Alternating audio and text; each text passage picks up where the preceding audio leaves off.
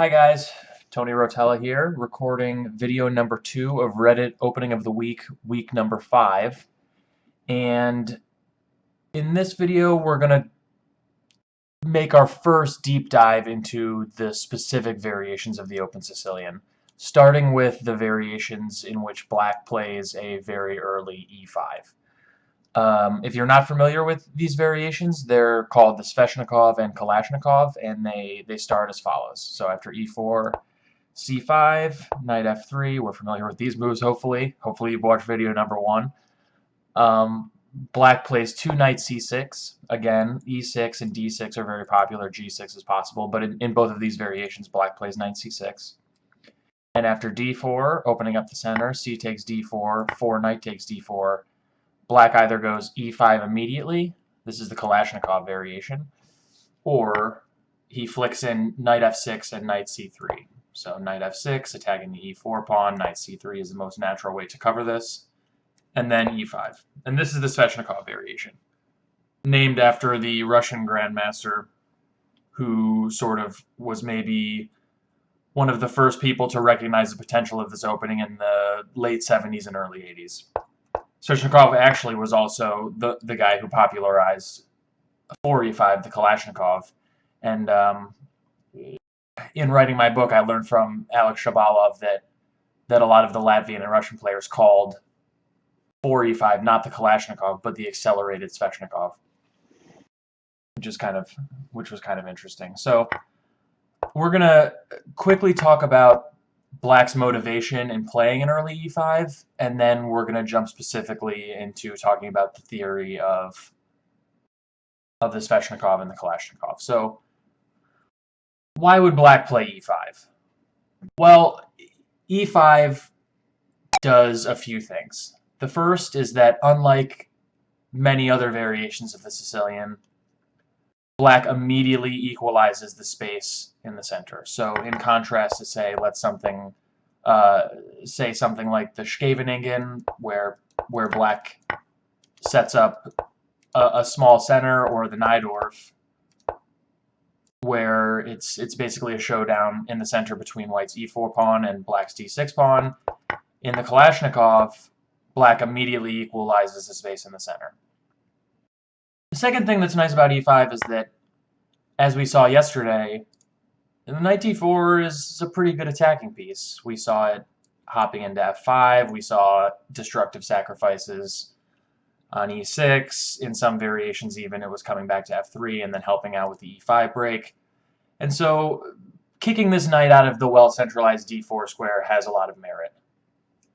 The last thing, and I think really the most important thing in a lot of ways, is that black is sort of posing white an ultimatum. He's saying, I'm going to activate my dark square bishop and put it on a very nice square, be it c5 or b4, or you're going to put your knight on most likely the a3 square, or at the very least you're going to bungle up your queenside development a little bit. And what I mean by that is this. That might sound a little bit convoluted, but hear me out. After e5, white has many choices with the knight. He can take on c6, he can go to b3 or f3, which are in many ways very similar. He can go to f5, or he can go to b5. Knight b5 is the main move, but let's examine these sort of very quickly in turn. Knight c6 is not the worst move in the world, but we can see that most likely it's not the best move either. It allows black to capture towards the center, and very soon black will be able to carry out the liberating d5 break, and this is not the most exciting way to play. Knight f5, on the other hand, allows a very forcing sequence that equalizes pretty comfortably for black. He can play d5 here immediately. For instance, queen takes d5, queen takes d5, e takes d5, bishop takes f5. This is the point behind d5, is that white's knight is a little loose on f5, and after d takes c6, b takes c6, black has equalized. c3 is hanging, and he's got a slight lead in development. He has an extra center pawn, etc. Black can also insert knight f6 and knight c3 and then play d5 and play is very similar. I think in my book I give e takes d5, bishop takes f5, see, d takes c6, b takes c6, queen f3 with a double attack here. And after queen d7, black seems to be doing okay. Bishop g5, e4, and so on. So knight f5 allows a very timely strike with d. I'll get the arrow right eventually. d5 because the knight on f5 is a little loose. I didn't mention that white could go knight e2. This is possible, and after knight f6, knight b to c3, protecting the e4 pawn, black can go bishop c5. And his bishop is very active, and in fact, knight g4 is already somewhat disconcerting for white. Bishop b4 is possible, but with the knight on e2 protecting this bishop, this knight, it's somewhat less enticing. White can just go a3. So, but c5 is a very good square regardless. Knight f3.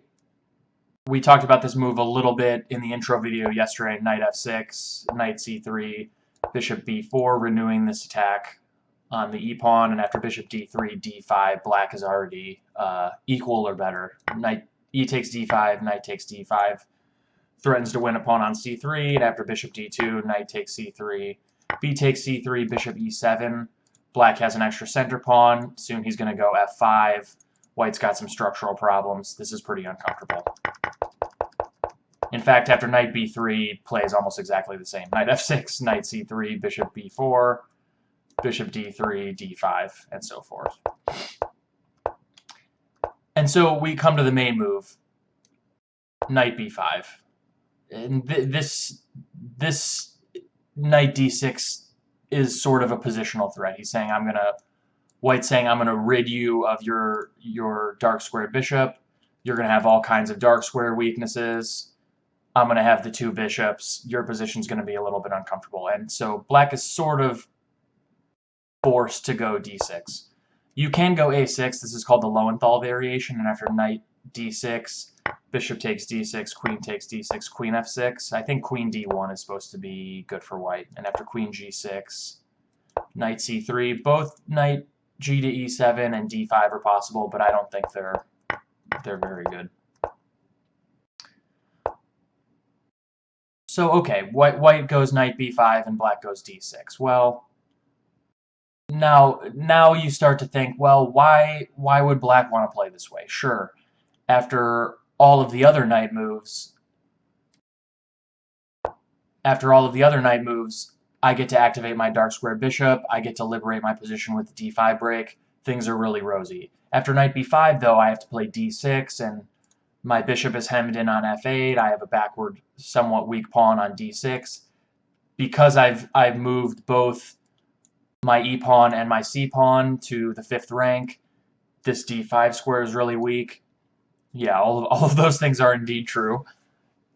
But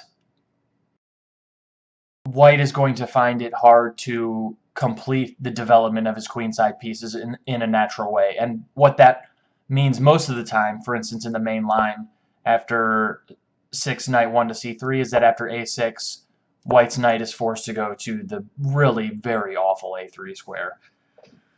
And when you look at it, white hasn't accomplished much with his last few moves. He's gone knight g1 to f3 to d4 to b5 to a3. He spent 4 moves putting his knight on a3. And so this is very much one of the main justifications for playing a Sicilian with e5. You are trading these static weaknesses on d5 and d6 for an equal share of the central space and this odd knight on a3. And things are extremely similar in the Sveshnikov. So in the Sveshnikov instead, black inserts these moves, and white again is sort of compelled to go to b5, and after d6, bishop g5 is the main move, a6, knight a3. We have a very similar situation. The only difference is that these moves are inserted. Rather, these moves are inserted.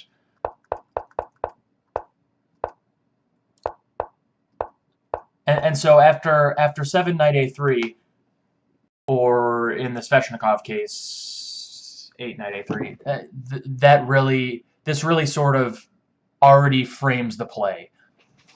Black is going to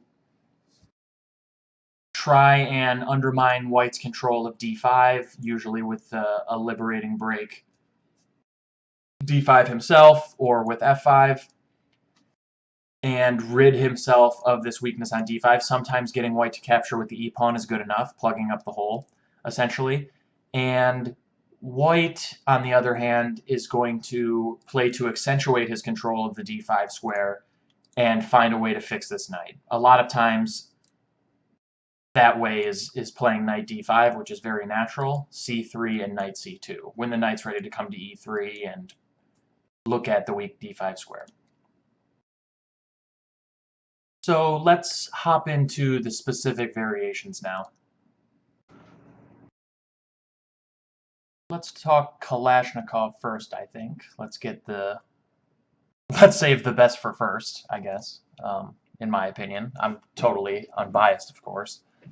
So after e4, c5, knight f3, knight c6, d4, c takes d4, knight takes d4, black goes e5. And it's worth already discussing maybe how this is somewhat different than the Sveshnikov. So after knight b5, d6, there are a couple differences. First, in the Sveshnikov, when you flick in knight c3, knight f6, knight c3 rather, and then e5, white can immediately play bishop g5 because you've already put your knight on f6. And this is positionally very favorable for him. He wants to take on f6 and accentuate the weakness you already have on d5. The second difference is that by not flicking in knight f6 and knight c3, you allow white to play c4 himself. So one of the very main lines of the Kalashnikov is to play 6c4 here, when it's unlikely that black is ever getting the d5 break-in, or not without quite a bit of work. c4 is not the end of the world. We'll talk about c4, I think, a little bit later, maybe second.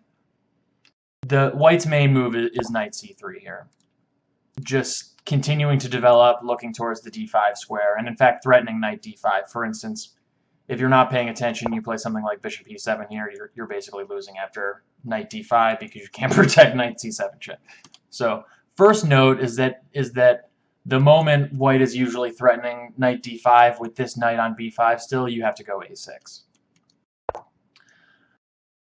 So black goes a6. And after knight a3, black has two moves. It's also worth mentioning, okay, that after d6, white has quite a number of moves, but we're not going to discuss them in any detail. Yesterday I showed a correspondence game that I played where white played bishop c4, white can play bishop e2, kind of lame looking.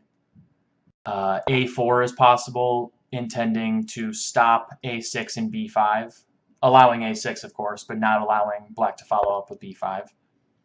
Bishop g5 is actually possible, based on the point the queen takes g5, knight c7 check, wins an exchange. This is actually best play for black, believe it or not, and I think turns out white actually might be in risking more than black here. After king d7, knight takes,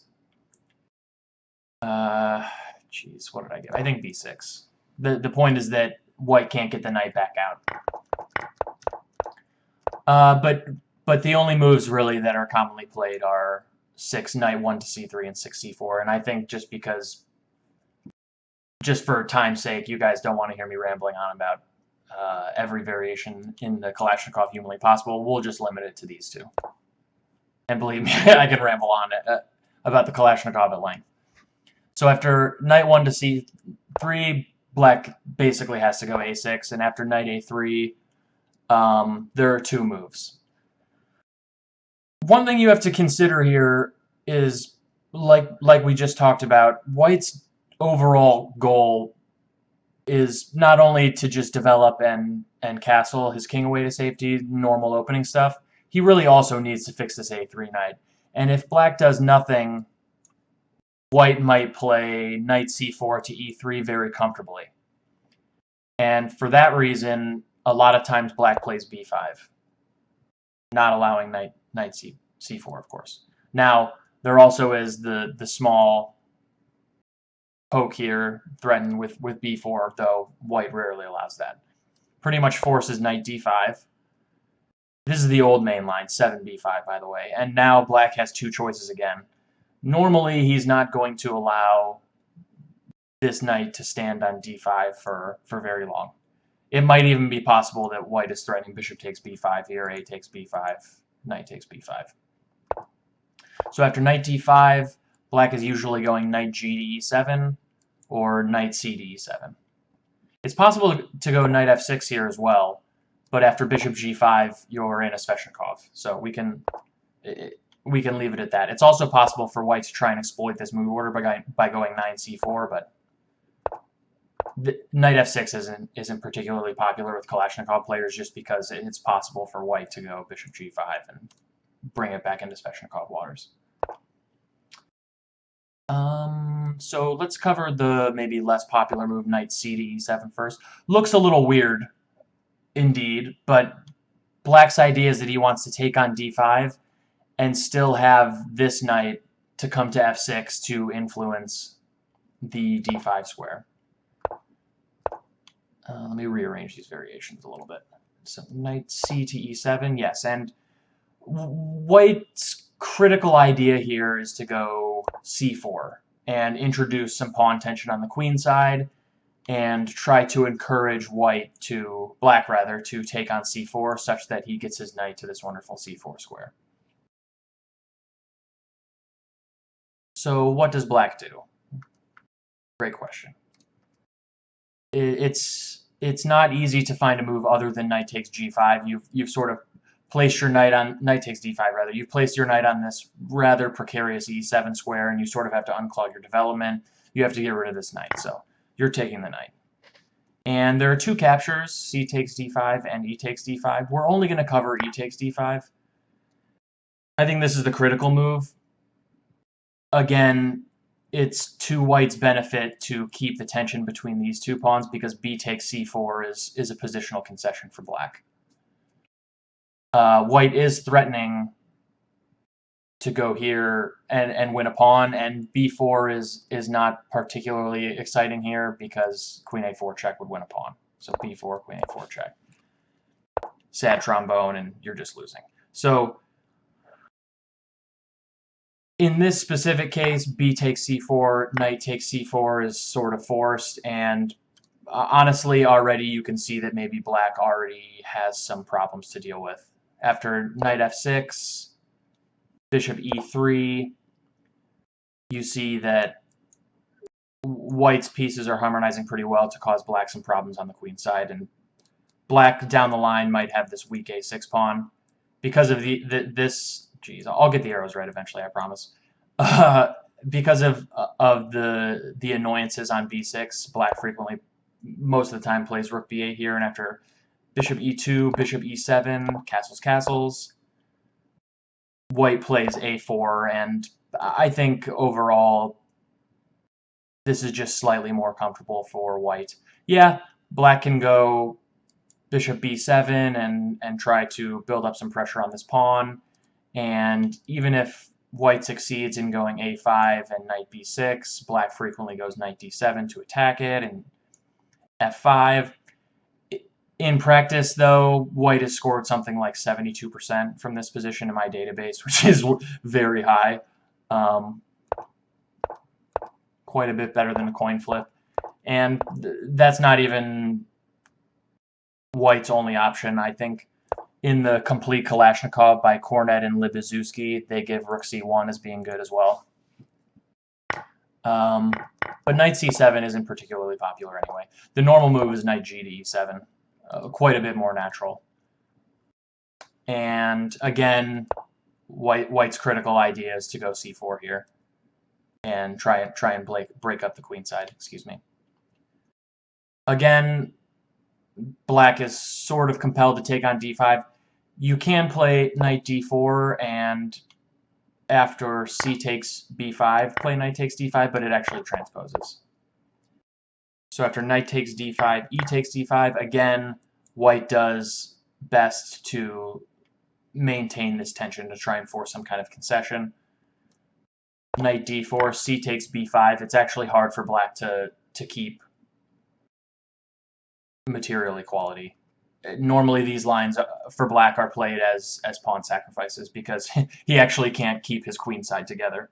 So he tries to use this powerful knight, and white's offsides a3 knight, and the weakness of d5, and perhaps f5, f4, and kingside chances to sort of justify this pawn investment on the queen side. It's kind of shady in my opinion, though. This is the old main line, I think, for a reason. Kornet and Libazuski give bishop d7 here. Bishop e7 is the old move, and likely worse, likely not that good. I spent tons of time analyzing bishop e7 for my book, trying to make it work, and I simply could never do it. It's also possible to go g6 here. I was pretty excited about this move for a while, but after bishop e3, bishop g7, bishop takes, e takes, bishop d3, castles, castles, I don't think black has enough for the pawn. Again, white's already taken on b5, and long term, you run the risk of just losing to these these pawns on the queen side if you don't whip up enough compensation. This game was Sveshnikov. I don't recall the date. I don't have it on hand. Black tried to whip up play on the king side with this kind of stuff, but was not successful. Shirov defended easily and won on the queen side quite nicely.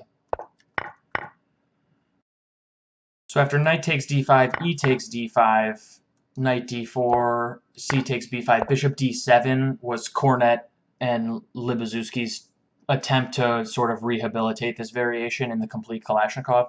Black's point is that he's just going to take back on b5 if you do nothing, and if you take on a6, black has the very common cheapo queen a5, which picks up the d5 pawn. And if you let black pick up the d5 pawn in this variation, he's doing quite well. This queen is extremely powerful here. Attacking g2, black has these nasty pawns in the center. This very well centralized knight on d4, this is no good. So white needs better than b takes a6, that's for sure. Typically, he tries bishop e3, and black is apparently supposed to go a takes b5, bishop d4, e d4, and white has a couple options. These positions are so unbelievably irrational that they're hard for me to even kind of explain in any normal way. They're just very sharp. They're very sort of computery lines. If white takes the pawn, it turns out black can just go bishop e7, and he has very reasonable compensation. Queen g7 probably loses, in fact, at bishop f6 when bishop b2 is going to attack both of these guys. And something like bishop e2 here instead allows queen a5 check, queen d2, or else white has to move the king somewhere hideous. Bishop f6, and black actually has very good compensation. He's got the two bishops. Again, this knight on a3 is really awkward. He's got the threat of queen takes d2 and bishop b2. b4 might come. a2 might be weak. So there are a lot of problems here. Queen takes d4 in this position is not to be recommended.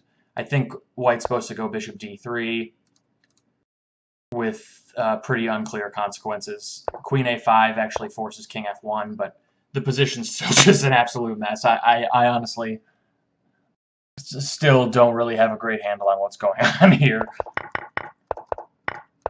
So yeah, that's the critical line. After knight g to e7, c4, knight takes, e takes, knight d4. Black has to find some clever way to justify this pawn sacrifice, and currently bishop d7 is the best try. That's kind of the theoretical status at the moment.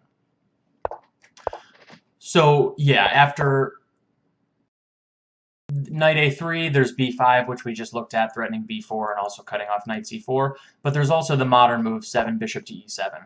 And this is the variation that sparked my interest half a decade ago when I started working on the Kalashnikov.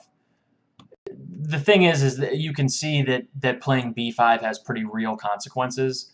It's not a developing move, and it pretty severely weakens black's queenside. He's open to a4, he's open to c4, he's open to sacrifices on b5. And you can see that just in general, it's not that easy to combat the plan of just taking the b pawn and trying not to die and then just winning with your pawns on the queen side. And so black has lately turned to the 7 bishop e7 move. And the move itself is quite clever. Again, you could play something like knight f6, but it would allow bishop g5, which the d5 square won't be particularly pleased about. So bishop e7 is a developing move that still prevents bishop g5, and in fact, in a lot of lines, allows black to play bishop g5 himself. We'll see time and time again that in the Kalashnikov, exchanging the dark squared bishops is extremely desirable for black. He's got these pawns on central dark squares, and white has this pawn on central light square. And this bishop is particularly inactive, generally, compared to this bishop, which has a lot of potential, either laying down its life on f6 to control d5, or to go to e3 when, in combination with, let's say, knight c4, can start harassing black on the weak b6 square. So bishop g5 is a very strong resource available to black in many lines, and here that's indeed the case. And in a way, it also, this 7 bishop e7 move invites white to enter a bad Sveshnikov. So after knight d5, for instance, just jumping in, black can play knight f6. And if we compare this to the Sveshnikov, black has the very useful bishop e7 instead of the potentially weakening b5 move. For instance, knight f6, knight c3, e5. We've seen this position tons of times. It's the same position, except that black has bishop e7 instead of b5. Okay. And this is covered pretty well in my book. I think knight d5 is actually not particularly great for this reason. Black's attacking e4, and white doesn't have amazing ways to deal with this. Bishop d3 loses a pawn. So if you want, take a second and figure out why that might be the case.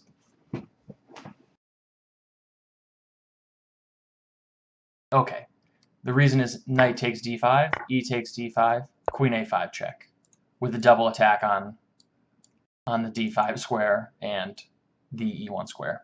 I cannot tell you how many blitz games I've won with this trap. It's probably nearing triple digits at this point. So after knight d5, knight f6 rather, white is usually taking again and going knight c4, threatening d6. And in my book, I think I make a pretty good case for the pawn sacrifice with castles. The point being that something like queen takes d6, queen takes d6, knight takes d6, knight b4 is actually pretty annoying for white, threatening this capture. If bishop d3, then rook d8, and black's development is sort of becoming alarming. If white simply moves the knight, let's say to knight c4, he loses a pawn immediately. But if he takes here and takes it, he can't keep his position together anyway. Rook c2 is possible, knight takes c2 is possible, knight takes d3 is possible. He just simply can't hold it all together. So knight d5, knight f6 is sort of a little bit weak for white. Really, the only way to exploit bishop e7... Well, actually, let me pose this as a quiz. What is the only way to really exploit the fact that black has played bishop e7 instead of b5?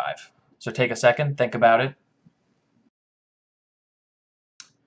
Yeah, again, remember that b5 in these variations is not really to threaten the fork with b4. It's to stop knight c4. And so when black goes bishop e7, he does invite white to fix this knight via the more convenient path, c4 to e3. So that's an important finesse, and 8c4 is very much the best move here. Now, take a second and think about what you'd play for black. His choice is of somewhat great importance here. Okay, so the main move here is b5. And that must be at least somewhat confusing and perhaps somewhat annoying at this point, because I just over here go, yeah, but the new move is to avoid b5 and to play bishop e7, and then literally on the next move black has to play b5. The problem is that if you voted knight f6, which is very natural, this allows bishop g5, and now white's development will be extremely harmonious after knight e3, because he's already been allowed to get the bishop out. Whereas if you go b5 here, knight e3, you block the bishop in. Yeah, he gets the knight to e3, but he also has to figure out what to do with this stinker for at least the next couple of moves. And then after knight f6, you don't have to worry about bishop g5, which is an important finesse. And this is actually the entire main line of the Kalashnikov these days, I think. And now white has to sort of figure out what he's doing with this guy. He's got to get his king castled, and he's really got two options. You can go g3, or you can go bishop d3. g3 has historically been the main move.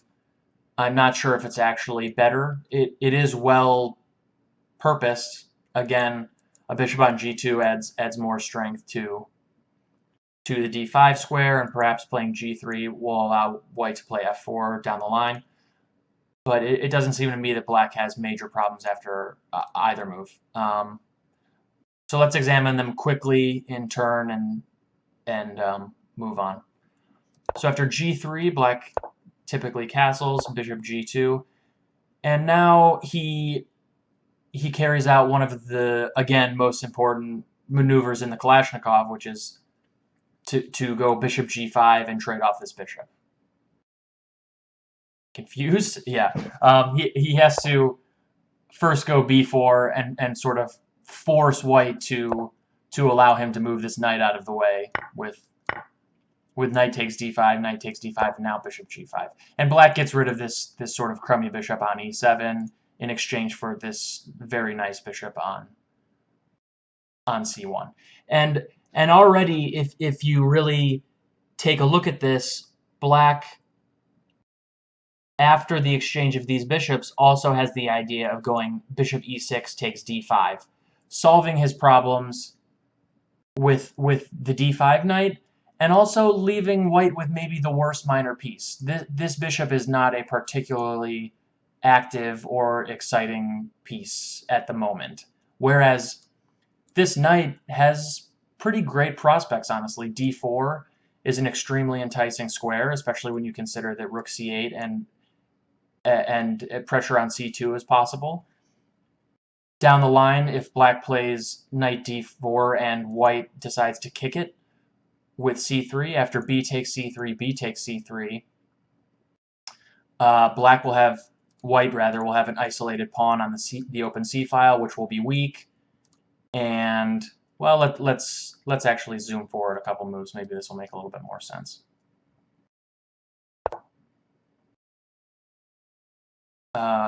Excuse me, bishop takes g5 first. White can castle. This is an okay move, but after bishop takes c1, rook takes c1, black is actually happy to have the queen on d8. We'll see in the main line that the queen on g5 is actually not a particularly exciting piece, and so it's better for white to force the queen to go to that square. So after queen takes g5 castles, take a second and think about what you might play here for black. And in fact, I'll be very generous and I'll flip the board for you. So think about black's position. Think about what kind of moves you would like to play here. Okay, the best move is the highly mysterious rook b8.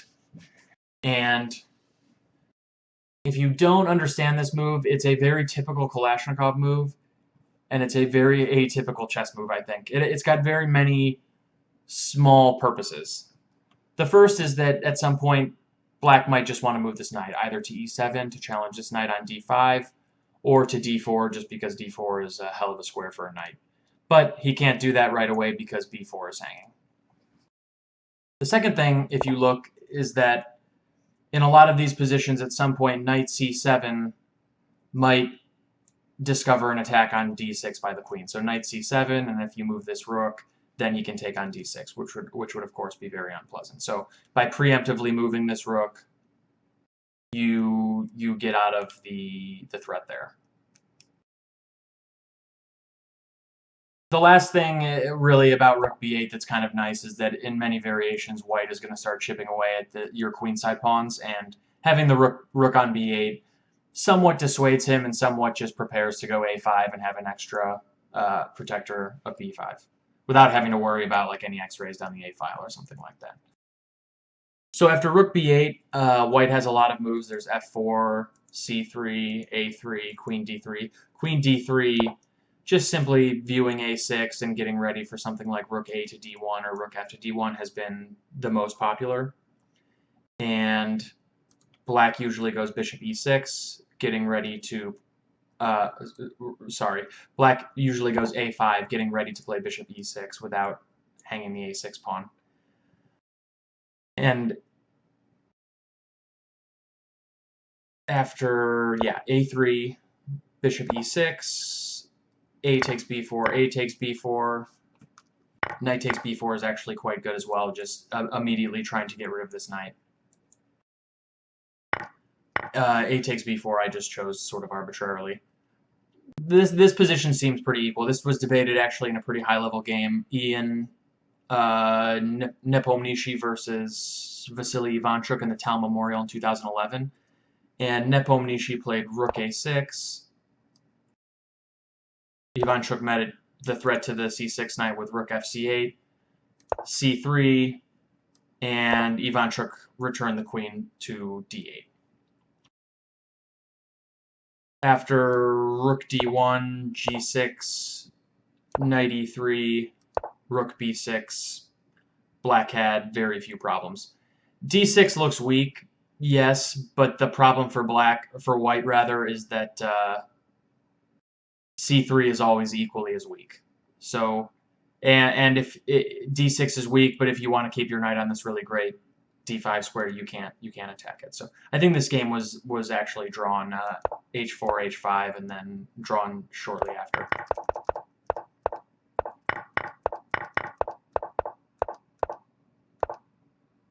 Yeah, so after g3, the key is really that black gets to exchange the dark squared bishops and generally stands pretty well. Bishop d3 is also possible and was played in a relatively recent women's U.S. championship game in 2014, I believe. Play normally continues castles, castles, and now black has an important choice. Again, not an easy move to spot. Rook b8 happens to be the move in this position as well.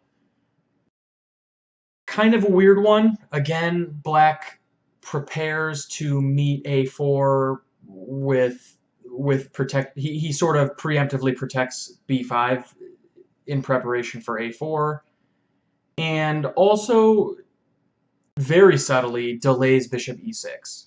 So black knows that white is putting a knight on d5. There's no question about that. And black would like to take with the knight. But if he plays the very natural bishop e6, let's say knight e to d5, he can no longer take with a knight because e takes d5 wins a piece.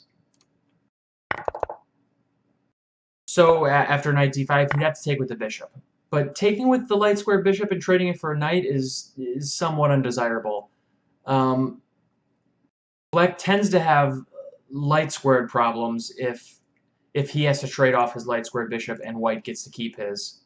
For instance, let's just say after this, and here white's light squared bishop is very powerful, and it's not easy for black to contest some of these weak light squares. b5 might become a weakness later, etc. So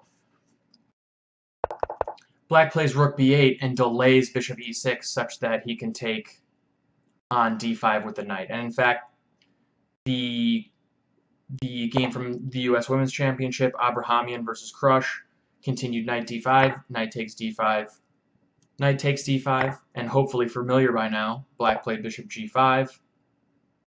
And after c3, bishop takes c1, rook takes c1, bishop e6, Black had very few problems.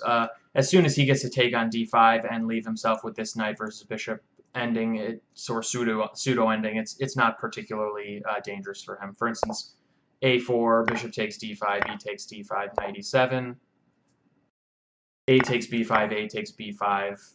I think the game went f4, and Crush played queen b6. And I don't think Black is much worse at all. In many cases, she can take on f4 and then play knight g6 to e5, and her pieces are extremely well placed. White also has to be careful that d5 doesn't become a weakness down the line.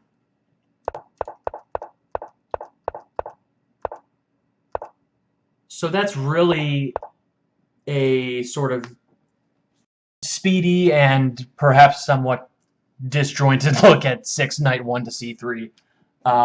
Black will go a6, knight a3, and either continue with b5, stopping knight c4, or he'll go bishop e7, allowing knight c4, but going into the positional and rather safe lines with knight f6 here, where White finds it hard to sort of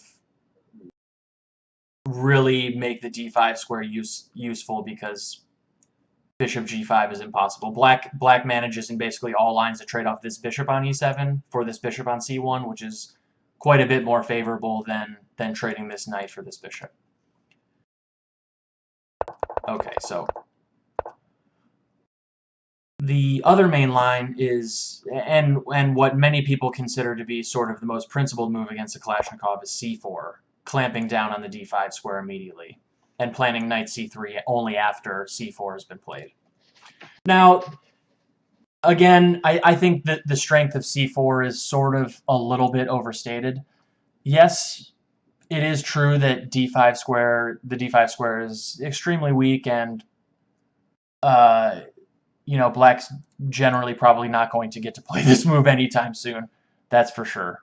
But c4 blocks in this bishop, makes this bishop a particularly bad piece. c4 is not a developing move, and perhaps most importantly, c4 completely donates the d4 square to Black. So, for instance, after the main move, bishop e7, knight c3, a6, knight a3, knight d4 is just as impressive as knight d5, right? So, okay, so after c4, I kind of spoiled it, but Black normally goes bishop e7.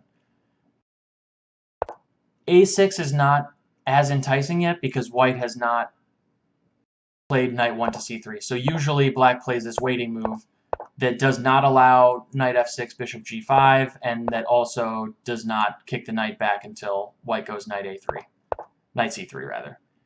The main move is indeed knight c3. Other moves are possible. I'm not going to cover them just because of time constraints. Bishop d3 is possible, bishop e2 is possible, and b3 is possible, but knight 1 to c3 is sort of overwhelmingly preferred. Now, of course, Black continues with the usual a6 and forces White's knight to this extremely crappy a3 square. And now Black has to make a really sort of important decision. Take a second, think about what you would play for Black, and okay. So Black can either continue in normal fashion developing with knight f6 or bishop e6, or he can go with the sort of chaos button move f5. It's not clear to me which move is better. They lead to dramatically different positions. Kudos to you, by the way, if you chose bishop e6. Knight f6 is a perfectly legitimate move, and I examine it in my book. I think it's roughly equivalent to bishop e6, but bishop e6 is the main move specifically because just in general it's good to keep the option of bishop g5 open for another move, especially in the c4 lines where white really weakens the d4 square and really hems in this bishop. This exchange of dark squared bishops, again, I think sort of becomes even stronger. The moment you trade these bishops off, the harder it is for white to interfere with your knight coming to the d4 square. And in general, black sort of has less space. Not in the conventional sense in that, you know, the pieces are sort of fenced off on equal ranks, but because this pawn's on c4, white typically has a little bit more space on the queen side and has a little bit more control of the center. It's in black's best interest to trade off minor pieces anyway, just when you have less space. So after c4, bishop e7, knight 1 to c3, a6, knight a3, bishop e6. White has a couple moves. He can go bishop e2, or he can go knight to c2, just rerouting the knight right away. Bishop e2, I'm going to leave it at knight d4 is okay for black. Again, he has slightly less space, and playing knight takes e2 is going to help him. Not only because you're grabbing the two bishops, but also because c4 becomes a little bit weaker. Yeah, it's just not a generally good idea for white to allow knight takes e2. So knight c2 I think is a little bit better, just stopping knight d4 for the time being. And after knight to c2, black typically plays rook c8. Again, perhaps a slightly odd move, but the point is that black wants to sort of get counterplay against this c4 pawn as fast as humanly possible. If white plays something completely bogus, let's say h3, just I'm essentially just wasting a move, entering a null move. Black's plan is to go knight a5, and against b3, protecting the pawn, he wants to go b5. The b5 break is unbelievably important in the Kalashnikov positions with c4 because you have to find some way to break down this bind structure. And b5 and f5 are really the only ways to do it. So in going rook c8, black is preparing pressure against this light squared constellation because of this hanging knight on c3. I'm going to hide this h3 move. It's kind of embarrassing now. So after rook c8, white has two main moves. Bishop e2 I think is the best move, but b3 is far more common, just sort of preemptively shoring up the c4 pawn. I don't think b3 is quite as good though. So, and actually the quote-unquote refutation, or the way black reaches equality, is quite nice here. Take a second, think about it. Let me give you a couple more moves just so it's perhaps not as hard. Take a second, think about this position and what you play here.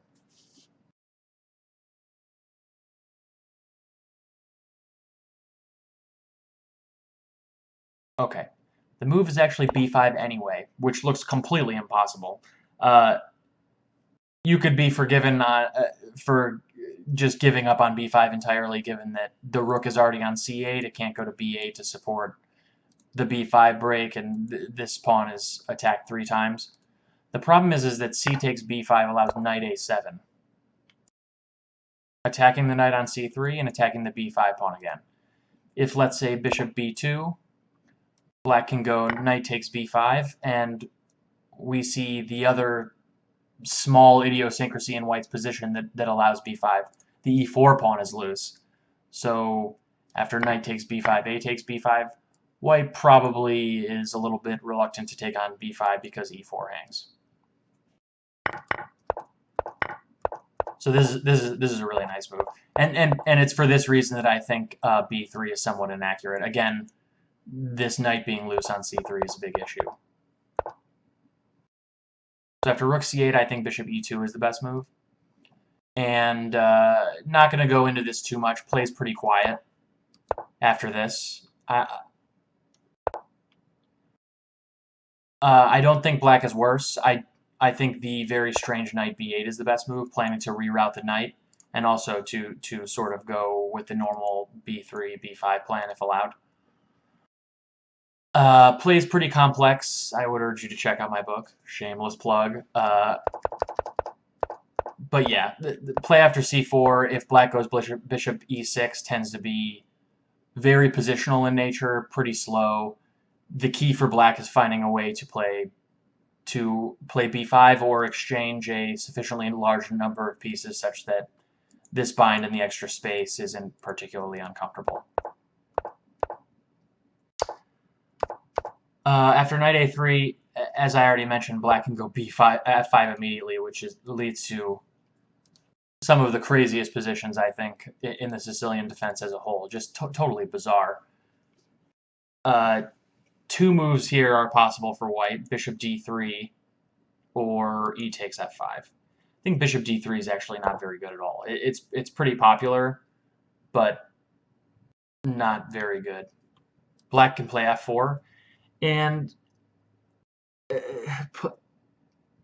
play sort of revolves around this very odd pawn structure that both players have set up. Black has this pawn chain pointing towards the king side, and he has more space on the king side, so he'll usually play for an attack there. And white has this nice d5 square, and perhaps the plan of going b4, b5, or b4, c5, etc. Practically, I think white's probably ill-advised going into this just because it's pretty easy for black to attack on the king side here. The theoretical move is g3, and because f takes g3, h takes g3 is sort of positionally ugly for black, it's overwhelmingly popular to sacrifice a pawn with knight f6. And after g takes f4, e takes f4, bishop takes f4, castles, bishop g3, excuse me, black has pretty good compensation. He has a lead in development. White's knight is still on a3. White has some really weak dark squares. Because this bishop on g3 is sort of out of play when you're talking about guarding these kinds of squares. Knight d4 is possible. Knight g4 is possible. Yeah, black has very good compensation here. And there's a very famous game between John Nunn and Igor Natov that I'll link to in the Reddit thread, where Natov unleashes an absolutely devastating and totally beautiful attack after knight g4 takes f2, and after bishop takes f2, rook takes f2.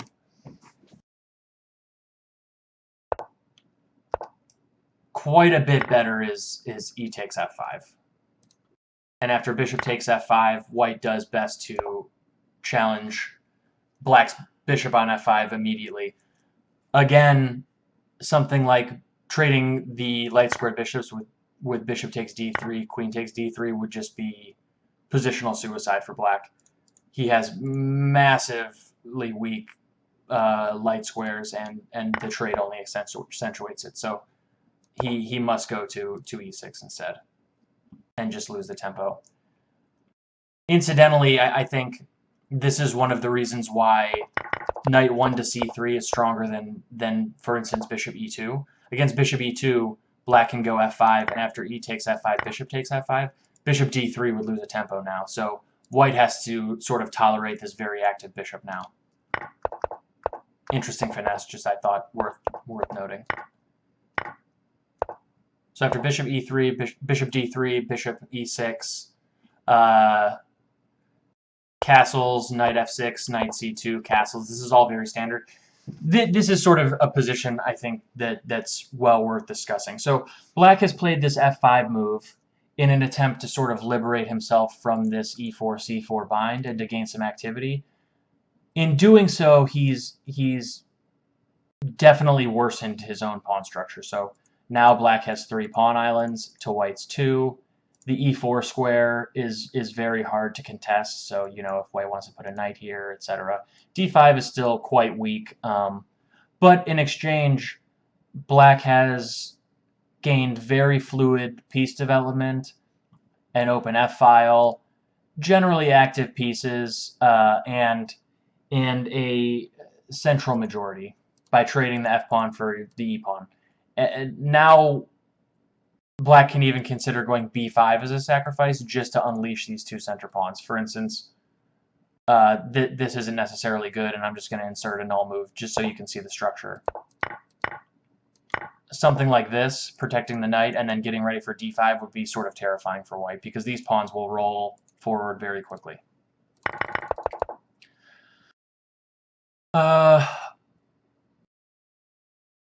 Yeah, I've played a ton of games from this position, and I feel like every time I misplay it. It's very complicated, very positionally tricky. Again, black sort of needs to solve the problem of this bishop.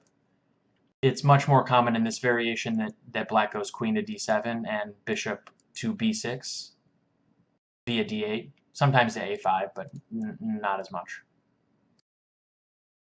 For instance, Maxim Bluestein, Igor Natov, Montreal 2005 continued knight e3, queen d7, knight e to d5, and here Natov played rook a to e8, and after bishop e3 played bishop d8.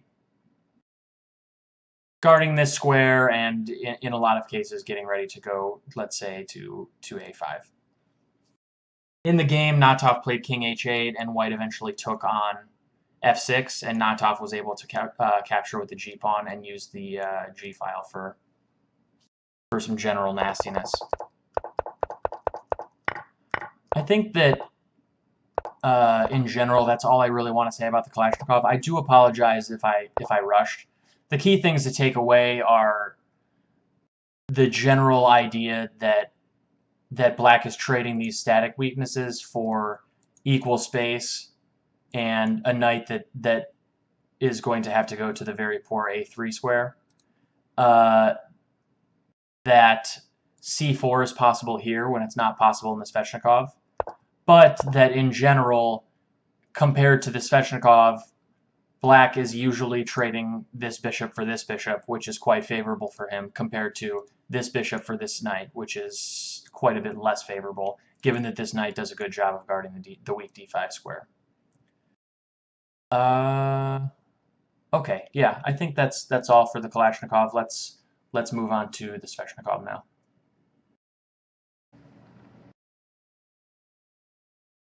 Man, oh god, I just looked at how long I've been recording. This is I somewhat apologize for talking about the Kalashnikov for a full 45 minutes.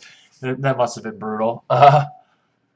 Okay, so let's move on to the Sveshnikov. The good news is that the Sveshnikov is a little bit more linear, I think, and forcing, and that makes it a little bit easier to kind of assimilate the theory. Holy jeez. Okay. I am deliriously tired. It's 1 o'clock in the morning. Okay. So after e4, c6, yeah, we're gonna talk about the Caro-Kann here. c5, knight f3, knight c6, d4, c takes d4, knight takes d4.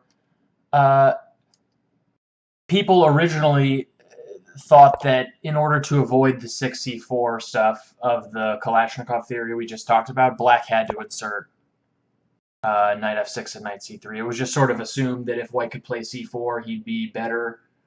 I don't totally agree with that opinion. I think people are sort of coming around to the downsides of c4, but the Sveshnikov was popular first. So, and then after e5, again, white faces the same dilemma. If he goes to f5, it allows d5. If he goes to knight f3 or knight b3, it allows bishop b4 and then d5 and so forth. So again, he has to go to b5. And again, black should go d6 to not allow knight d6 check.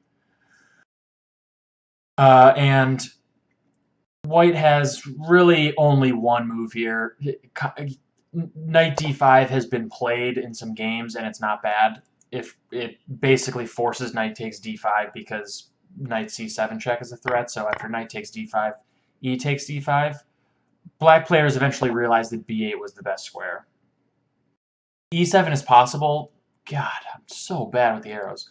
e7 is possible, but it clogs up black's development a little bit, and I think people realize that given that white is going to play c4 and look to play c5 at some point, that actually the knight going to d7 and attacking c5 is a better square. So after knight b8, c4, bishop e7, white can put his bishop on e2 or d3. Generally, the positions look very similar regardless. Bishop d3, for instance, castles, castles, a6, knight c3, f5. This is a very sort of thematic position in this 7 knight d5 Sveshnikov.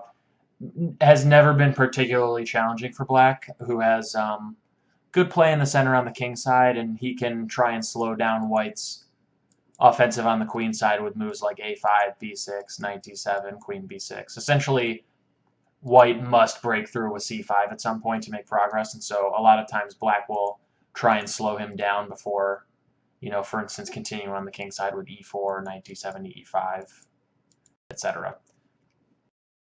Not a very promising line for white. If white really wants to challenge black, he has to go for bishop g5. And this move is very natural anyway. Black has an absolutely massive hole, a hole big enough to fall into on d5, and taking on f6 is a pretty obvious sort of mini plan. So again, knight d5 would be extremely annoying here because of knight c7 check. So this knight hits c3, black plays a6, and forces the knight to this a3 square. So the only difference between this and the Kalashnikov is that black has stopped white from playing c4, but has allowed the pin with bishop g5. And this sort of shapes play. It's not nearly as common for black to get in d5 in the Sveshnikov because white gets to make this favorable trade, but he also, in doing so, gets some other advantages that we'll talk about. By the way, the Sveshnikov, it might seem like kind of a weird opening, but nowadays, I think the Sveshnikov is so well respected that people are avoiding it with the Rossolimo entirely. For instance, in the World Championship match between Anand and Gelfand came very well prepared with the Sveshnikov and eventually forced Anand to switch to the Rossolimo as an attempt to sort of weave around Gelfand's preparation. I think one advantage Sveshnikov has is the lines are very linear and sharp and very easily analyzed with computers, which makes really deep preparation possible, which in turn makes it really hard to beat someone who's deeply prepared. So after knight a3, again we have this problem where white wants to go knight c4, and because the bishop is already on g5, knight c4 to e3 is going to be extremely uncomfortable for black, and so b5 is pretty much compulsory. Again, black is threatening this little tickle with b4, and so white only has two choices. He can go into d5 right away, or he can take on f6 first. That's one thing that's really nice about the Sveshnikov is that the lines are just extremely linear, and so you can play. You reach the same positions over and over again, and you can play large number of moves really very quickly. Let's look at bishop takes f6 first, actually. So this is sort of, I think, one of the positions that, at least early on in the Sveshnikov's history, characterized the opening, and maybe was also one of the positions that made black players really leery to play this position. Take a second, I'll flip the board again, and decide which way you would capture for black. Perhaps it's kind of a hint that I'm even asking you, but just think about it.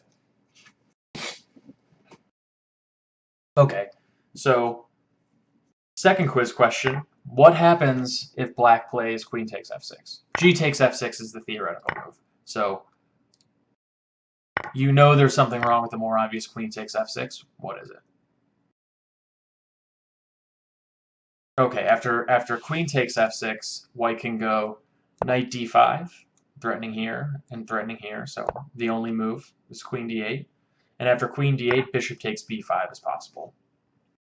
With quite a few problems for white, or for black rather, after a takes b5, knight takes b5. It's not easy to reckon with this threat, even if you don't lose, this rook, or even if you don't lose the exchange back, having your king stuck in the center for the rest of the game, and white having these mobile pawns on the queen side is extremely uncomfortable. Hagen DeWald, Correspondence 2012, continued queen a5 checked c3 with the point that queen takes b5, knight c7 wins instantly. And black had to play king d8. And after a4, rook b8, castles, queen a6, queen d3, I believe. The game continued. Black is just, objectively probably losing. His king is in the center. b4 is. These pawns are just extremely strong. It's not easy for black to unravel at all, and I think, especially in a practical game, that it would be extremely difficult to play this for black.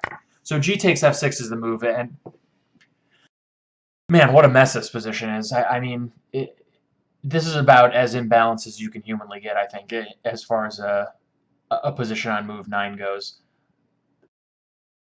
Black again has this really bad weakness after knight d5, but in return, black has the 2 bishops and a lot of other dynamic compensation. This a3 knight is still bad. f5 and a trade of this f pawn for this e pawn will leave black with a massive preponderance of pawns in the center compared to white. He's got an open g file, which could be useful down the line, and so forth. So this position is extremely unclear, and there are it almost just gets more unclear from here. I'm not going to cover this position in excruciating detail just to save on time, but I will show you some of the options that are possible from here. One funny move is bishop takes b5. Oops. Black plays f5. Just getting rid of his doubled f pawns and starting to break down white's central control. And after f5, white has quite a few options. One funny option is bishop takes b5. A takes b5, knight takes b5. Again, threatening here. And there are only really 2 moves for black, either rook a4 or rook a7. Rook a4, I believe, is the main move, and after knight b to d7 check, king d7, play is extremely sharp, but theoretically not that dangerous for black, turns out. I'll dig up some of the more important theoretical games in this variation when I get a chance, and I'll upload them on the Reddit thread just so that people can sort of see what typical games in this variation look like. They're pretty funny. So after knight d5, f5, there's also the tricky c3, and the point is that after f takes e4, bishop takes b5 is sort of winning for white now. After knight takes b5, rook a4 is no longer possible because the queen covers a4. And the other option, rook a7, just giving the exchange back and hoping to sort of have 2 pieces versus a rook. Queen a4 picks up the knight, because queen d7 is met by knight f6 with a complete blowout. So that's kind of a fun line. Black should not take on e4, of course, that loses. He can just go bishop g7, looking to sort of finish his development and get on with it. And now white has 2 options again. The first one is kind of an old option, e takes f5. And after bishop takes f5, white is going knight c2, rerouting the knight back to the nice e3 square. Castles, knight e3, bishop e6. Bishop g6 is an old move and not as good. Bishop d3. And if given the chance, white is going to go queen h5, and not only are there problems on h7, but also because there are 3 attackers on f5 in that case, black will have a pretty large problem mobilizing his pawns. So I think f5 is sort of the only move here. preempting this light square blockade by getting these central pawns rolling. And now castles. And this position was recommended by Jacob Urgaard in a book a long time ago, Experts versus the Sicilian. Not particularly popular these days. I think black is playing king h8, and his position is pretty satisfactory. These central pawns nicely compensate for the fact that white has a pretty stable knight on d5. The position is pretty unclear, as are all of these positions, but I don't think black has any objective problems.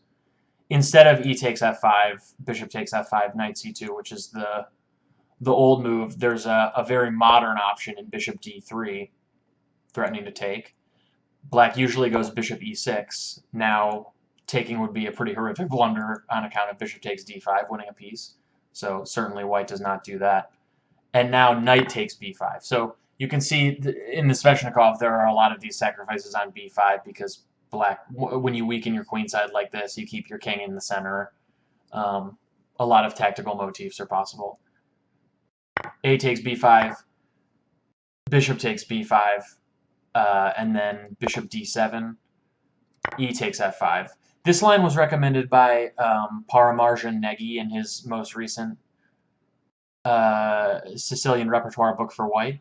White gets 3 pawns for the piece. These queenside pawns are pretty dangerous. White's going to go a4 very soon, and a5. And long term, you know, there are some problems, and queen g4 is possible. This is an interesting line. It's again extremely complicated. I somewhat doubt that black has real theoretical problems here, but practically, you know, this is a challenging and unclear position, and an interesting option for white. Well worth considering. What else is there? Bishop d3 is the main move here, and again, bishop e6 is sort of the thematic response. And is the normal move white. Castles. Queen h5 is the old move. And I think after rook g8, just threatening to take simply on g2, g3, d4 is the move, and this has been debated. This position's been debated at length. For many years, it's no longer really popular. I think black has pretty good counterplay here. So castles is more popular. This line is debated in a lot of correspondence games.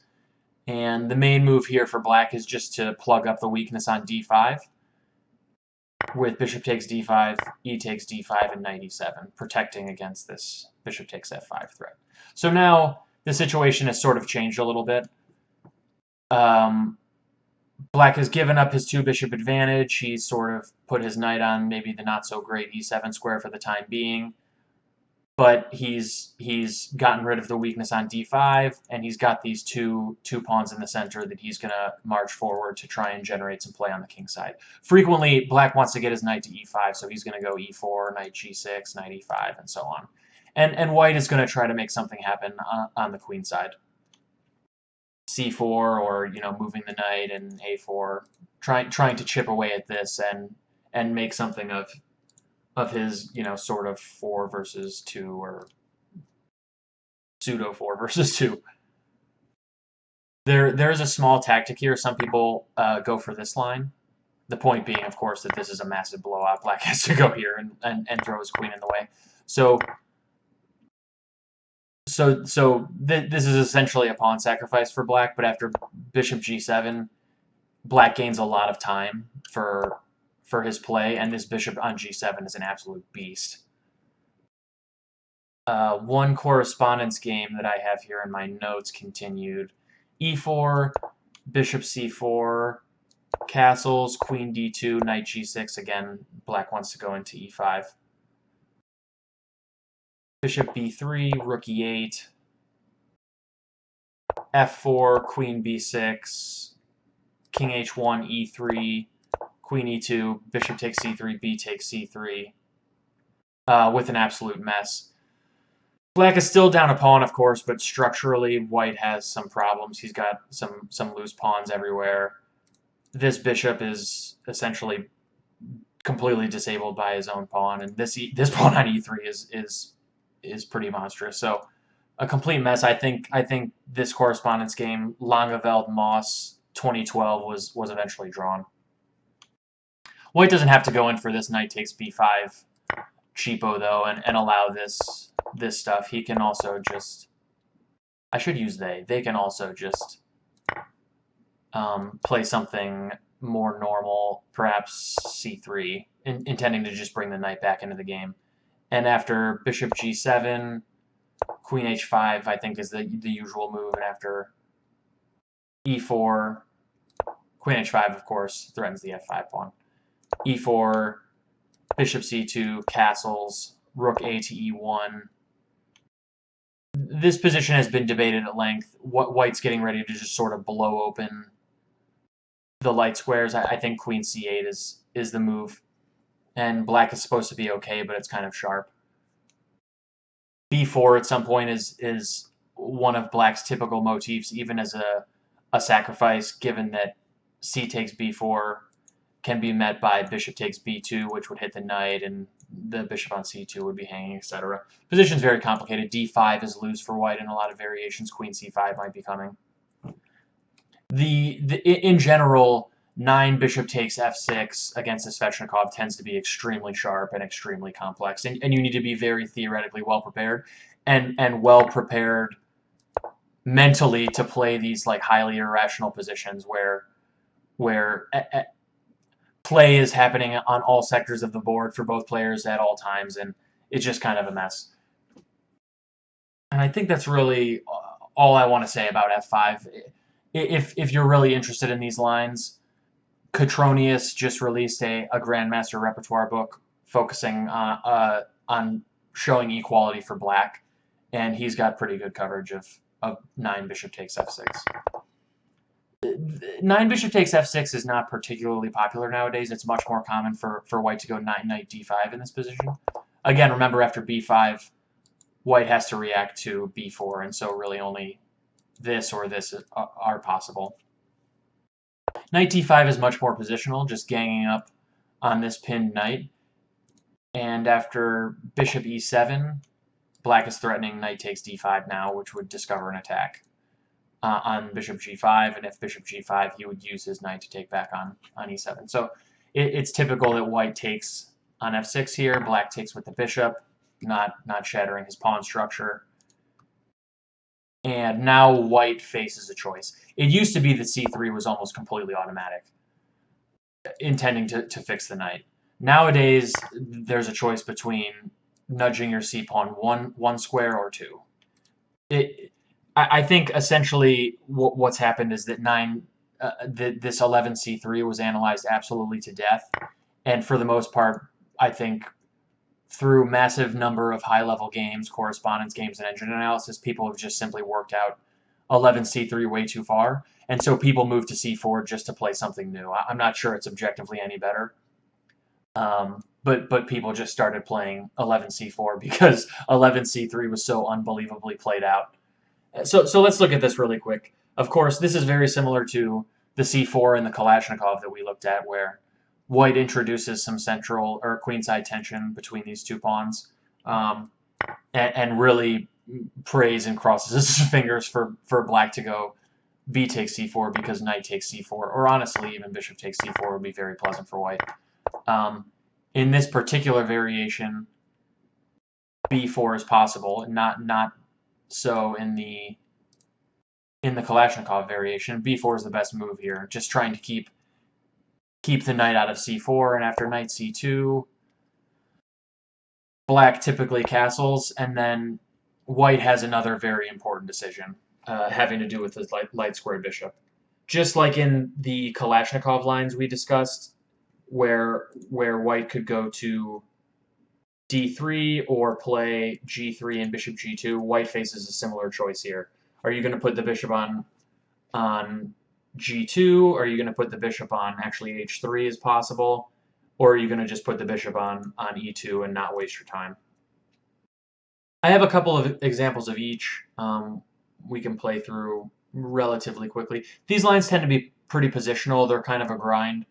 D4 is weak for white, D5 is weak for black. White a lot of times is playing sort of the boa constrictor game.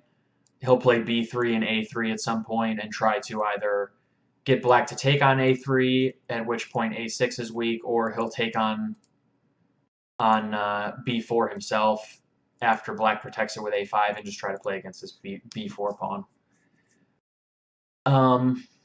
Okay, so it's really comes down to whether or not white wants to play bishop E2 or G3, H4, and bishop H3, or G3 and bishop G2. So bishop E2, just play through these games sort of at a relatively quick pace. Black protects the B pawn with A5, very common. Castles, and now black plays a very important move, bishop G5. The bishop's not a particularly great piece on F6, but on G5 it gets ready to snap off a knight that comes to E3. So in a way, black gets to indirectly fight for the D5 square by going bishop G5. And in this game, white went queen D3, just planning to go rook FD1, perhaps swing the queen over at some later time. Bishop E6, just a natural move fighting for the D5 square. Rook 8 D1. Now black went rook A7, which is kind of an interesting move. Planning perhaps rook D7 to protect the D pawn, or there's another interesting maneuver possible, which I think we'll see a little bit later. Yeah, so I won't spoil it yet. Rook A7, B3, usual stuff. Rook D7. Players are just slowly improving their pieces, maneuvering. A3. Oop, I skipped a move. Okay, actually, no, this is the move I want to talk about. So take a second. I'm going to flip the board around and decide maybe what you'd play as black here. Okay, very typical maneuver in the Sveshnikov, and very hard to see probably if you haven't seen it before. Black played knight b8, exclam. And the point is that as long as this knight stays on c2, d4 is not a particularly available option, and it's quite a bit stronger to put the knight on c5, which is a pretty marvelous square for the black knight, in fact. So black went knight b8, and after a3, he was pretty much compelled to take. Knight takes a3, knight a6, and after knight c5, really, black had very few problems. Even knight b4 is possible. This game was Zhao Jun Wei Yi, China 2015. Very recent game. Black ended up winning this game, actually.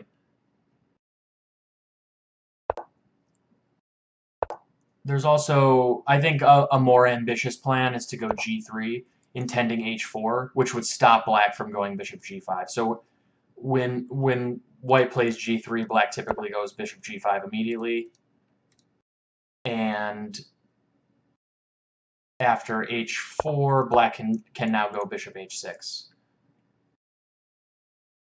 This does allow white the option of going bishop h3, which trying to enforce a favorable exchange of these light squared bishops. Remember, an exchange of these light squared bishops makes sure that this knight on d5 is a little bit more stable.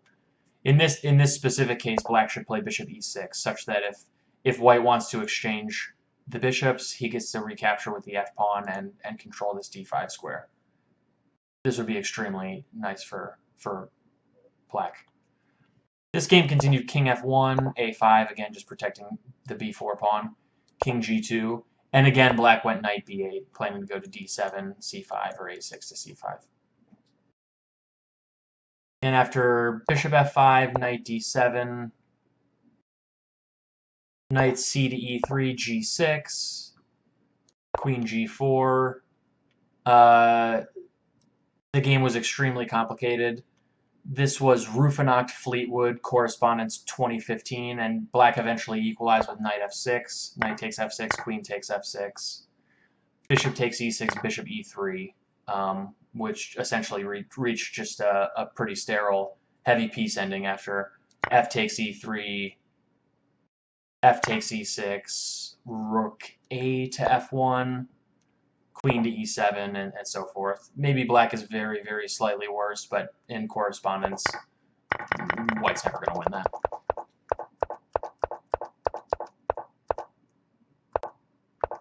Yeah, the last option is just to go bishop g2 immediately. Again, these positions are all very similar. I just want to show sort of thematic and typical play. It's almost always castles, queen d3, b3, a3 for white, something like that. And for black, it's usually bishop e6, a5, knight b8 to a6 to c5, etc. If a knight comes to e3, black a lot of times is snapping it off. I think in this modern era, people tend to go towards this 11c4 move because it's positional. They can play on for a long time. They can try to grind out wins. They don't have to worry about a lot of really in-depth, sharp preparation from one side or the other. Okay, after bishop g2, a5, castles. In this game, black went knight to e7. This is Sergei Karyakin Yu Yang from the World Team Championships in 2015, so a very high-level game. After knight e7, knight takes e7, queen takes e7, queen d3, bishop e6, b3. Again, very similar stuff. Black went rook a6, presumably to guard this d6 pawn. And I think black ended up a little bit worse in this game after all of the usual stuff. In this case, knight b5 will be pleasant. This a pawn is slightly weak. This bishop on h6 is a little bit out of play. So I think white was a little better in this game. Karyakin's play is instructive. I think he did a good job to reach something like this. Okay. Excuse me for rushing a little bit. I realized I had this set of notes in ChessBase of all of the stuff that I wanted to talk about, and it's turning out to just be an unreasonably large amount of material, and it's getting to be 1:30 in the morning here, so I'm kind of just firing through it, making sure I get to everything I wanted to talk about. Let's flip the board back around. So we're talking about b5, and now knight d5, bishop e7, bishop f6, and we just talked about c4, b4, knight c2, which is very popular nowadays. The old main line is c3 here, and this is the last variation we're talking about. Again, very positional. White wants to go knight c2, knight e3, and is usually striking out against black's queenside with a4 in this line. The whole point is to try to induce a weakness, either win this pawn on b5 or force black to play b takes a4, after which rook takes a4 will expose this a6 pawn as a weakness. And we'll see in a second that white is very wisely delaying the development of this bishop to, let's say, a lame square like e2, because after a4, b takes a4, much better is bishop c4. So black normally castles, knight c2, again goes bishop g5, sort of discouraging white from going knight e3 immediately. And white again continues with a4. You can go bishop e2, but it's just not particularly ambitious.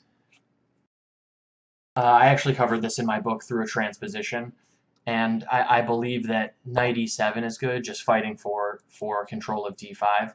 And after knight b4, again, smartly avoiding the e3 square because of bishop takes e3, black can go a5, disrupting sort of these knights in the center. The only move is really knight takes e7, queen takes e7 here, and black can go here, protecting this pawn. And after bishop e6, black has very few problems. God, I'm so bad with the arrows.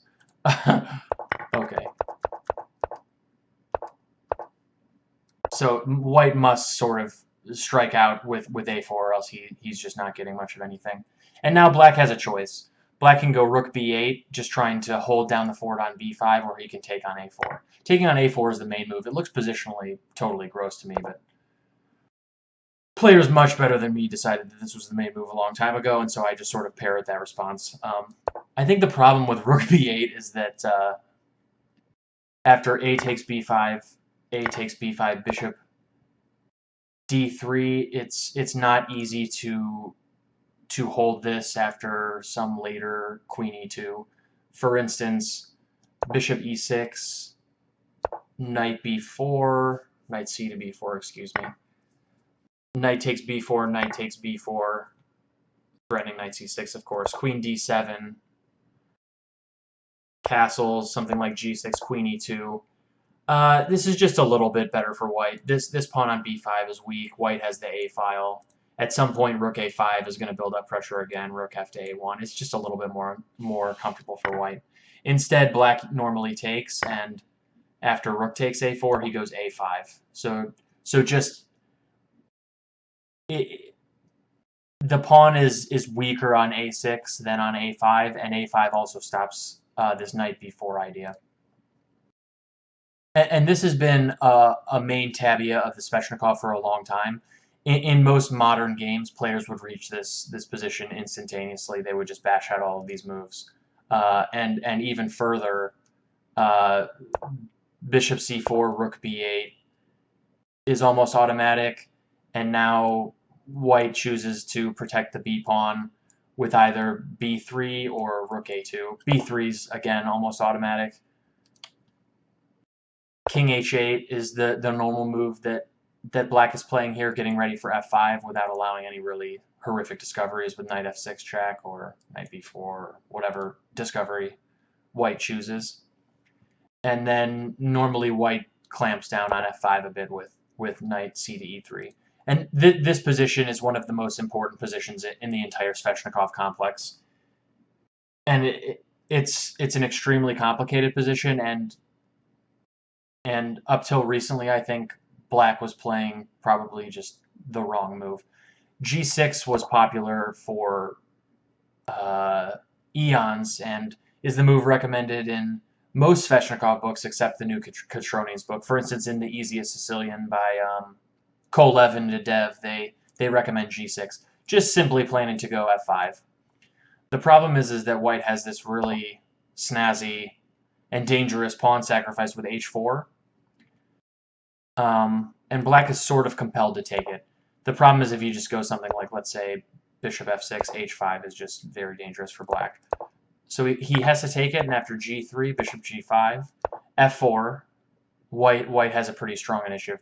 And this variation is just absolutely fascinating and just completely ridiculous. The line goes e takes f4, g takes f4, bishop h4 check.